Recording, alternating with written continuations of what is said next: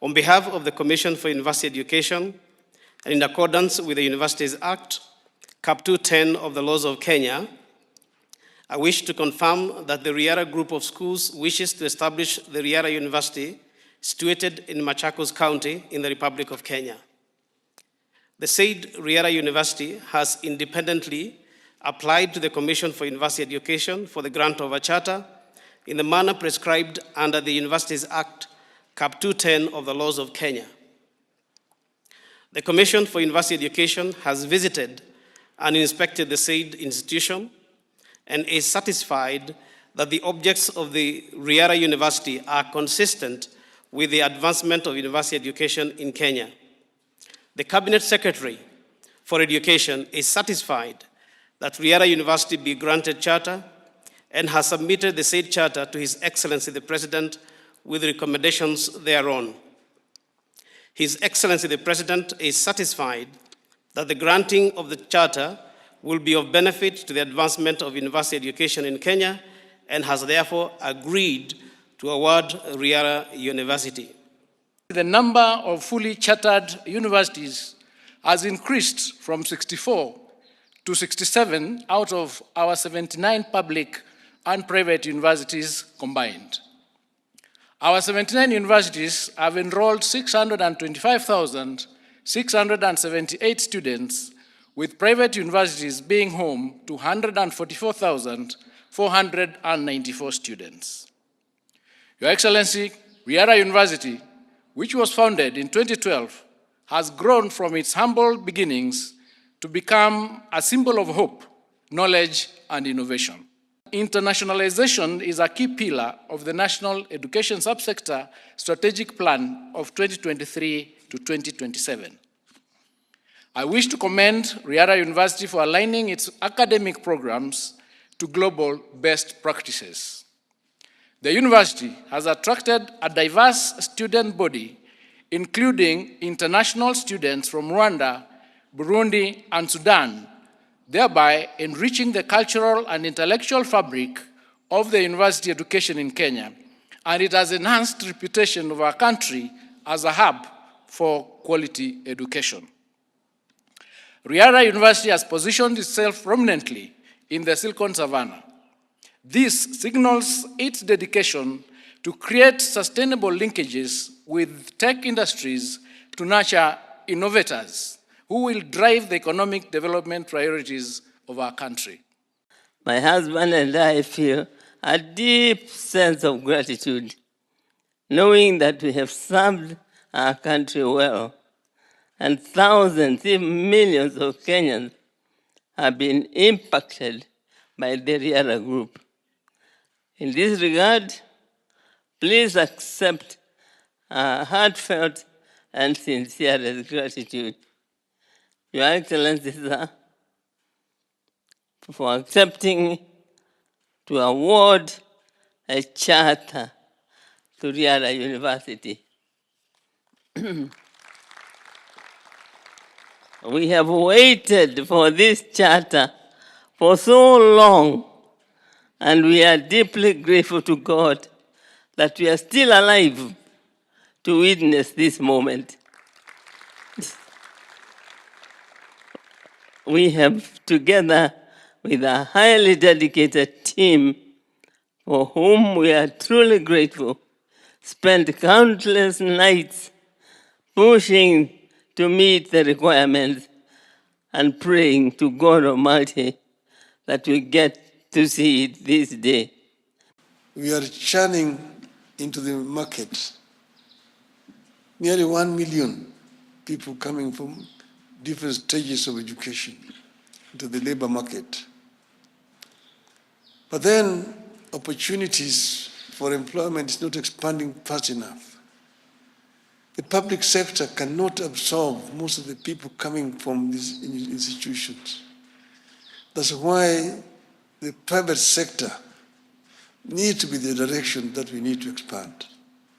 The private sector must be expanded so that it can be able to absorb many of our people who are coming from higher institutions of learning. this is a challenge that government faces, and also our own people faces, that people should not just be looking at the public sector for employment.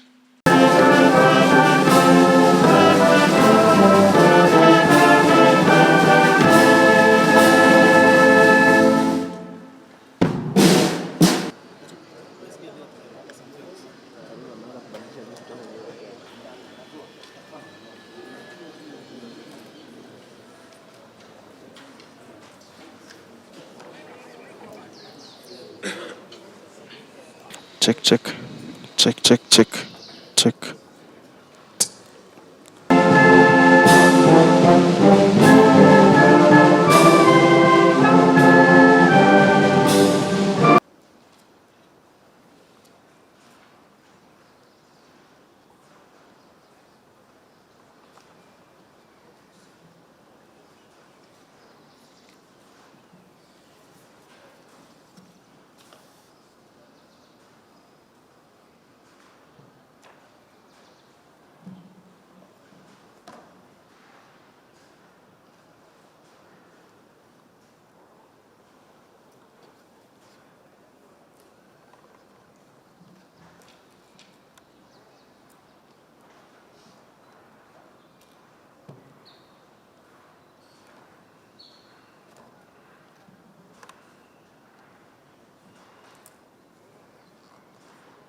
Distinguished guests, ladies and gentlemen, you may now kindly take... Raila University has independently applied to the Commission for University Education for the grant of a charter in the manner prescribed under the university. The legal document establishing the university contains all the commitments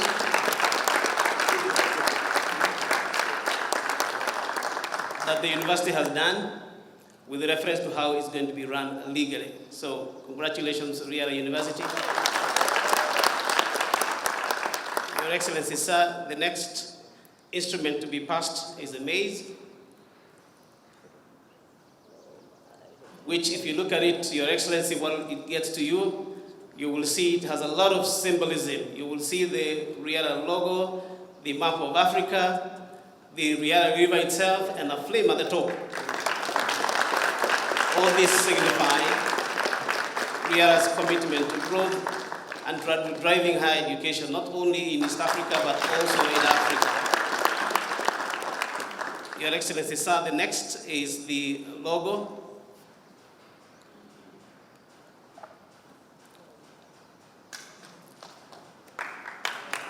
And the logo is also designed to capture the symbolism of Raila University. As you can see, you see the R, the river,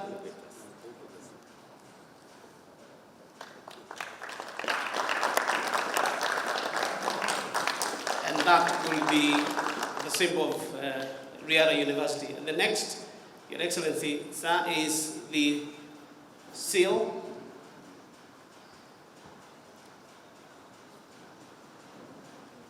And with the seal, Your Excellency, Raila University will be stamping its authority on all its documents to be recognized anywhere else. Thank you, Your Excellency, sir. I would like now to ask you and... EBS. Your Excellency, I now present Professor Edaga Shukia for the conferment and thereafter handover of the National Honor Certificate.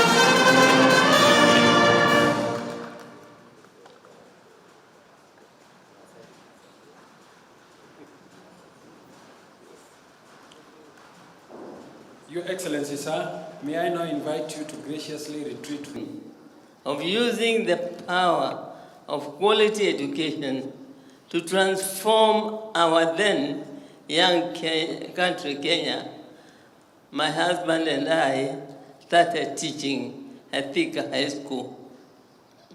And our love for education developed so deeply because of To set in motion the first part of the ceremony, which is the presidential execution of the investment.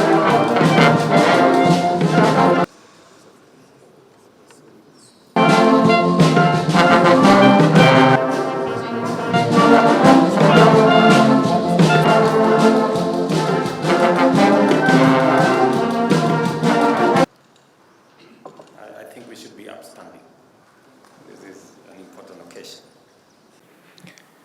The competence-based curriculum model equips learners with practical and relevant skills, ensuring they transition seamlessly into well-prepared professionals and entrepreneurs ready to power our economy.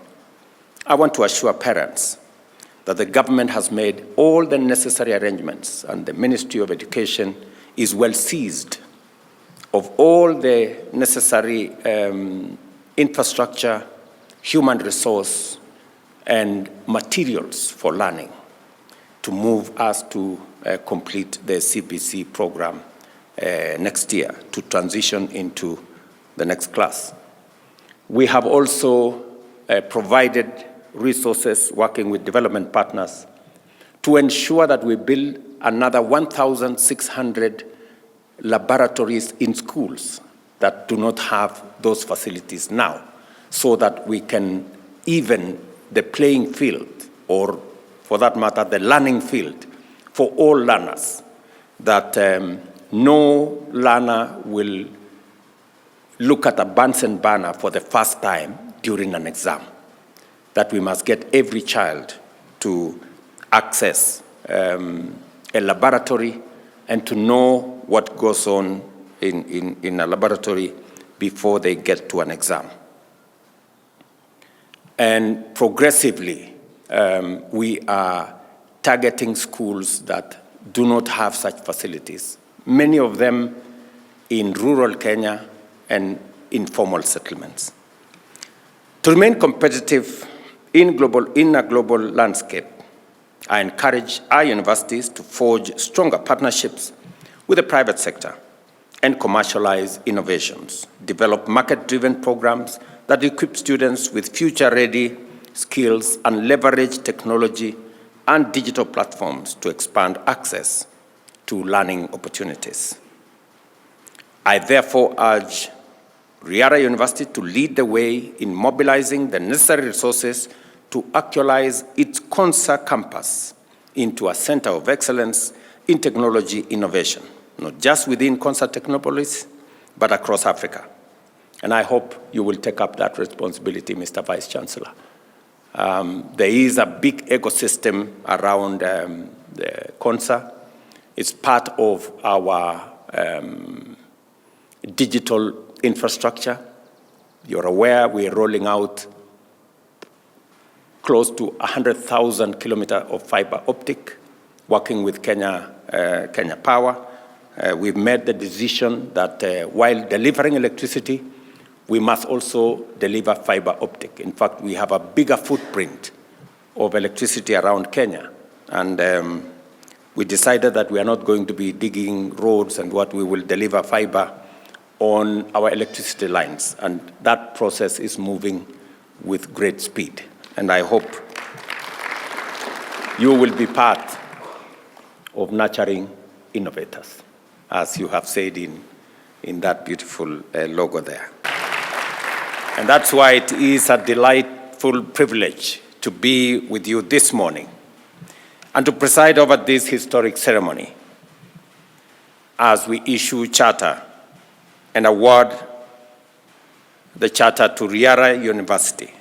The award marks a truly crowning achievement for the founders and leadership of this institution, whose commitments to consistent investment to raise the standard of private education in Kenya is well documented. Therefore, this event is yet another significant milestone in our country's journey to improve the quality and at the same time expand access to quality higher education by strengthening the university sector's capacity to meet the human development needs of an ambitious people, manage the dynamic imperatives of a globalized economy, and address the innovative gaps of our nations and region. When I read the logo of the university, and it was nurturing innovators, it speaks to the realities of the moment. We are here to reaffirm our understanding and remind the world of the indispensable role of education as the key to prosperity, in the sense that it is the foundation upon which we build a strong, dynamic, resilient, secure, and innovative society. By diversifying revenue streams, universities are indeed moving towards financial independence and institutional sustainability. This is good news for learning, teaching, research, development, and innovation.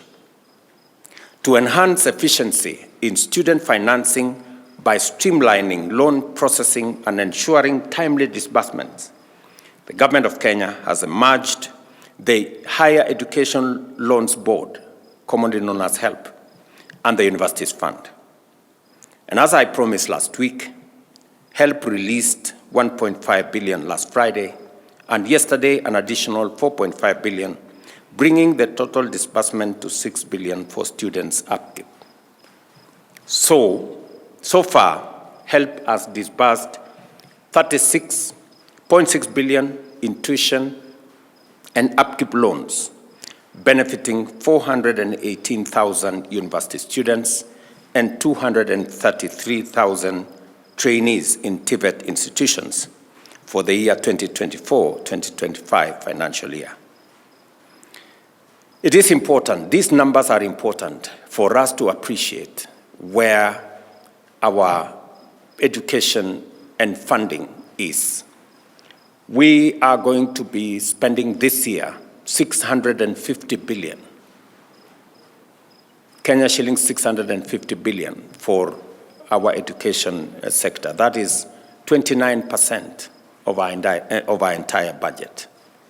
We increased that amount slightly to cover the 76,000 additional teachers we hired in the last 2 years, and also the additional classrooms that we are building.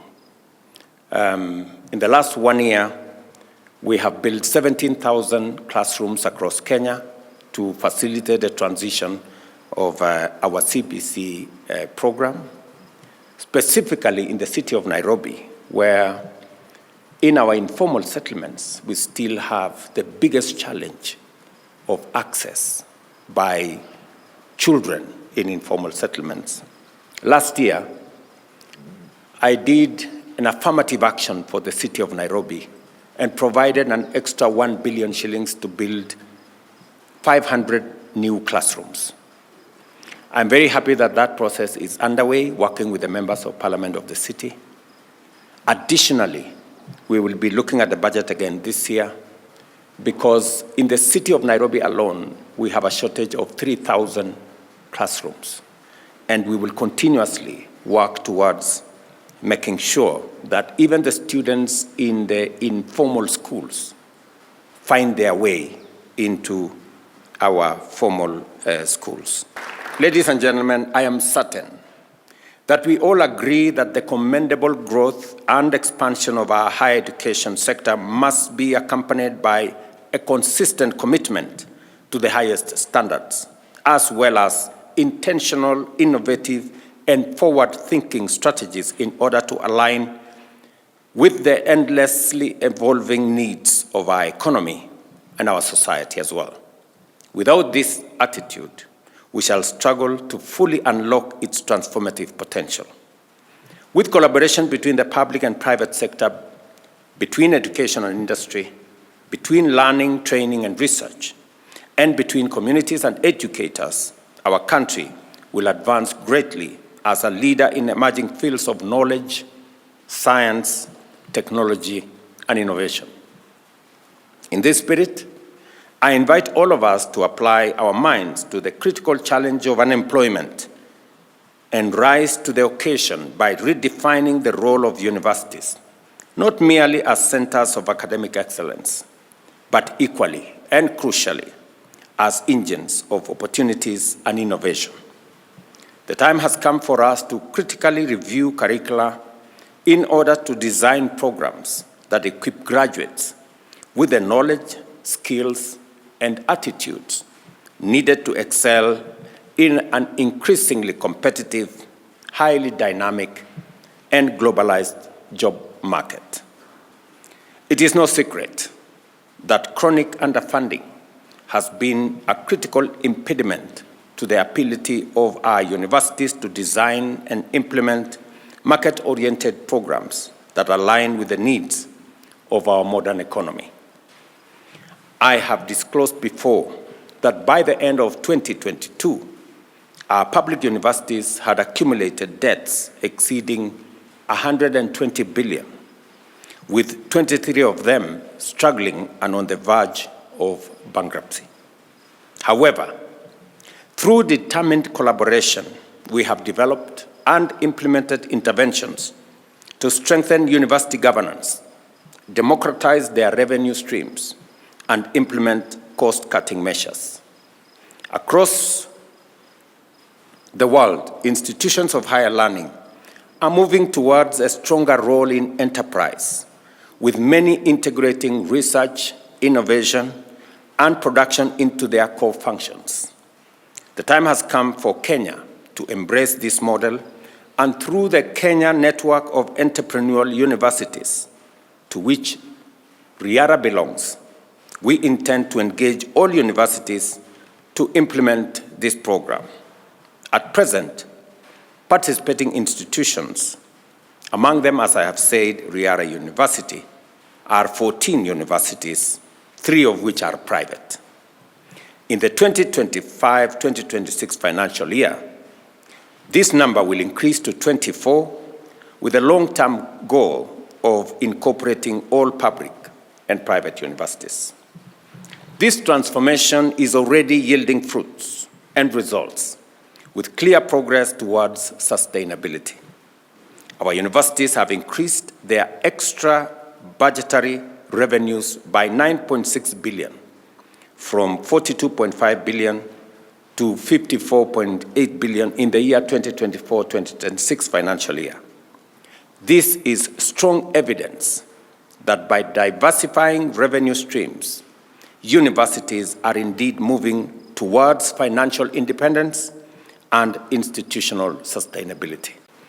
I assure you of the government's steadfast commitment to the growth and development of our higher education sector. We shall continue to design policies that transform universities into hubs of research, innovation, and excellence. And just to mention, I am seriously considering a State Department to deal specifically with research and development and innovation as a way of ensuring that we grow that space because of the tremendous opportunity that exists in innovation and in research. Once again, I congratulate RIARA University on this historic achievement.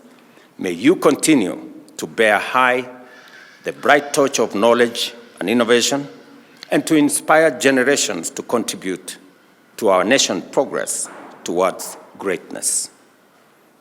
I now officially bring this function to a conclusion, congratulating Daniel and Professor Edda Hashukia for this phenomenal achievement. It is nothing short of a miracle. From a kindergarten of 20 to a whole ecosystem of education that includes a chartered university is no mean achievement. Congratulations.